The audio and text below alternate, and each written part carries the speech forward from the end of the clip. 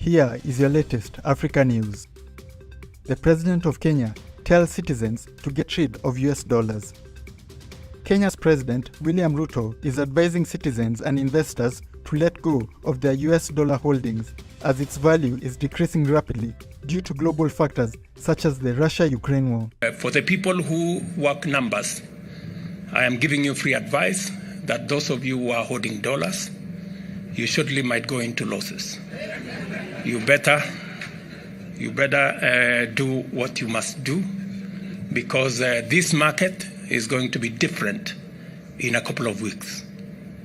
And secondly, we, through the central bank, we are having conversations to reinstate the interbank exchange market that has since not worked. And I am happy that the players in that sector, including our banks, are coming forward and they are participating, and they are working with the central bank so that we can again take charge of our market and that it is not allowed to be distorted by brokers. I'm told the only place where brokers are accepted is at the exchange. Anywhere else, they are banned. And so I just want to assure those in Kenya who are facing challenges of access to dollars that we have taken steps to ensure that dollar availability in the next couple of weeks is going to be very different, because our fuel companies will now be paying for fuel in Kenya shillings. They do not have to look for dollars every month, because we have done what we must do as government to ensure that we ease the burden on people who want to realize their returns in dollars. And I was being told by the chairman of NSE, so Mr. Chairman, you have nothing to worry about. We have taken adequate steps to make sure that that is sorted. To reduce demand for foreign currency, President Ruto announced measures that will enable oil importers to buy oil using shillings instead of dollars. The Kenyan government is collaborating with the Central Bank of Kenya to reform the interchange exchange, helping the country regain control over its currency market. Kenya is just one of many countries who have announced this month that they are ditching the dollars for international trades in favor of their national currencies. Please let us know what will happen to the US dollars if this trend continues.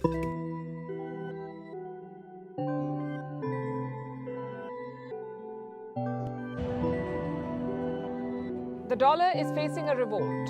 The world knows it as the king of currencies, but the dominance of the dollar is now under threat. More and more countries are looking for alternatives, and China's yuan is emerging as a clear challenger. Beijing is pursuing a string of deals. The latest one is with Brazil. Brazil and China are ditching the dollar. From now on, they'll use their own currencies for trade. So China is pushing the yuan. What about the Indian rupee? It's not far behind. The Indian rupee is also emerging as a serious contender. And why are these trends significant? Because currencies drive commerce. The dollar's dominance gives the US an outsized influence on the global economy, and a shift away from the dollar will only hurt America. It will also hasten the rebalancing of the global economy. In the next few minutes, we'll look at this trend and where this is going. First, the events in Brazil. Brazil announced the deal yesterday, and it did not come out of the blue. The agreement had been in the works for a while. A preliminary pact was signed in the month of January. It laid the foundations of the final agreement, and it's a fairly simple deal. Earlier, Brazil and China used the US dollar for trade. Now they will deal in their native currencies. China will use the yuan, and Brazil will use the Brazilian reais. How does it help? It will save costs. Look at the official statement from Brazil. This is what it says. The expectation is that this will reduce costs, promote even greater bilateral trade, and facilitate investment. China is Brazil's biggest trading partner. Last year, their bilateral trade was worth over $150 billion. So it makes sense for Brazil to ditch the dollar. But what's in it for China? Beijing is on a mission. It wants to internationalize the yuan. It is building a large coalition of partners. These are countries that will use the yuan instead of the US dollar, and Beijing has made considerable progress in this direction. It has secured bilateral pacts with 41 countries so far. The total value of these agreements is more than $500 billion. So the yuan is gaining international acceptance. And the petro-yuan is rising. Now, what is the petro-yuan? It's not a different currency. Petro-yuan is simply using the yuan to settle oil bills, just like the petrodollar. And China is making an aggressive push for this. It is finding takers in oil-producing nations. Russia, for instance, it has embraced the yuan. So have Iran, Venezuela, and some African nations. Now, reports say Saudi Arabia is also considering the switch from the dollar to the yuan. And this is going to be a very important development. We know that Riyadh has been at odds with Washington and is getting closer to Beijing. But ditching the dollar will be a decisive move. Meanwhile, the Indian rupee is also competing in this race. Last year, India's Reserve Bank made a move. It allowed international trade settlements in the Indian rupee. It's still early days, but India has made progress. Banks in 18 countries have shown interest. They've opened special accounts, and these accounts will help them settle trade payments in the Indian rupee. And these are the countries we're talking about. They're ditching the dollar. They want to use the Indian rupee for trade with India. Earlier this year, Brazil and Argentina floated an idea. They're thinking about a common currency for South America. Halfway across the world, Southeast Asia too is losing patience with the US dollar. In Africa, countries like Kenya are dumping the dollar. They'll use the Kenyan shilling for oil imports. So here's a question. Why is all of this happening now? Why is there a global rebellion against the dollar? Also, how did the dollar become the world's reserve currency? It happened after the Second World War in the year 1944. 44 allied countries met at Bretton Woods in the US. 44 countries came together. They wanted to avoid another financial turmoil, so they created a system, a set of rules that would shape the global economy as we know it today. It led to the creation of the International Monetary Fund, the IMF, also the World Bank. The Allies also agreed to a new exchange rate system.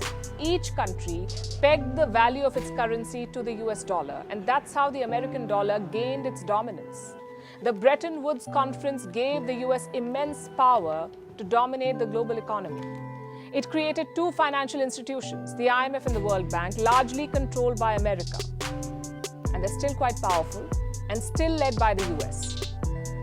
As for the dollar, it is still widely used, both inside and outside the US. About $1 trillion notes are in circulation outside America. Some 40% of the world's debt is issued in US dollars. Nearly 60% of the global currency reserves are in US dollars, and close to 90% of all foreign exchange trade involves the US dollar. The world economy is hooked to the dollar, but now it wants to give up this addiction, but it will not happen overnight. The dollar's downfall, though, has begun. Oh, $1. Well, let's see. I have done a great job with Ralph. Wig 'em out. The money out. My sainted mother gave me this book and $10, which was a fortune to me. I never spent it. Mama. This is St. Lucia, which may or may not be where my money is. Where my money is. Oh, got it. No. No. No! The money's gone. To my surviving homers, because I'm a moron, I leave you nothing. The money's gone. Gone. Thanks for the currency, all my dollar bills piled up to the hills. Ruble, pound, or Deutschmark, you all give me such thrills. Didn't I fight alongside you in the war? We weren't on the same side, but I was there. Oh! Ooh, much better. Thanks for the currency. We watched it rise and fall. but we both had a ball.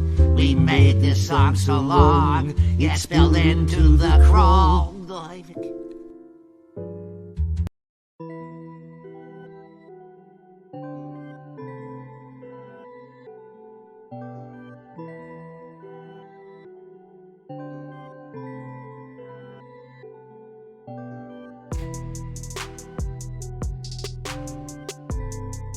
It's a trick! Dollar bill prank. Practical joke, Luann.